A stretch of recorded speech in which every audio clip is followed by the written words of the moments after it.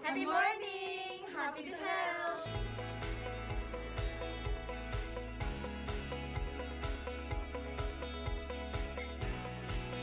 Plain housewife po talaga ako. Nag-aasikaso po sa bahay, may 5 anak po na inaasikaso araw-araw. Nag-isip po ako ng pwedeng pagkuha ng extra income. Tapos po, yung kapitbahay po namin, padaan-daan po siya sa amin. Nakita ko po na naka-yellow siya. Nagtanong ako, sabi ko, saan ka nag-work? Sabi niya, dyan lang sa may gusto mo mag-apply, sabi sa akin. So, tinry ko po, nag-walk-in po ako.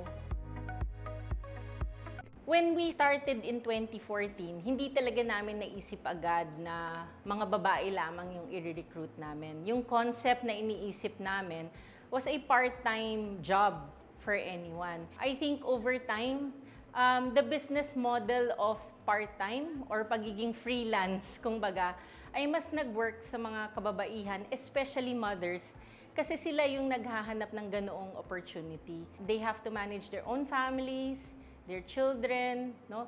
Kasi pag uwi nila sa trabaho, sila pa rin ang gagawa ng lahat. Kaya nila nagustuhan ng Happy Helpers kasi they only work 5 hours a day. Ang kagandahan po nito, ma'am, kasi 5 hours lang po yung maximum na job namin. So, pag uwi ko po ng bahay, nagagawa ko pa pong maglinis, maglaba, pwede pa akong magluto. Marami pong natutunan dito, hindi lang po yung financial na naitulong. Nung nag-Happy Helpers ako, nako-consider ko na yung, nagtitraining po kasi kami, nako-consider ko na yung taas. Kailangan palang tumingala ka din sa taas. Makikita mo yung mga agiw, yung mga wall, kailangan mo din palang isama sa paglilinis, pati yung pagpupunas-punas ng mga gamit, ganun po. Dati po kasi sahig lang, okay na.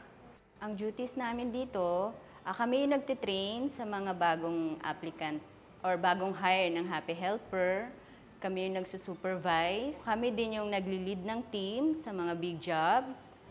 Yung high quality, importante yun na mabigay namin sa aming mga kliyente kasi napapasaya namin yung aming mga kliyente, umuulit sila ng service or nagpapalinis sila ulit.